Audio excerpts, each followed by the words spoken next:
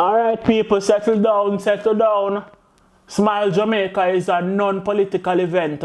A free concert that Bob Marley has planned for the people them. My goal is to unify the people through the message of His Imperial Majesty, Emperor Haile Selassie, King of Kings, Lord of Lords, Earth's rightful ruler, Rastafari. Do you really believe that music can end the violence when the government has been unable to? Well, every government on the face of this earth is illegal, man. Not one of them is legal. That's why I not believe in no politics. And yeah, man, reggae music come to feed a revolution that no guns can stop. You're not concerned you'll be seen as choosing sides when you have gang leaders like Bucky Marshall and Claude Massap fermenting violence on the streets and both political parties are involved? Me tell the people so me I go play. So me I go play. Thank you for your questions.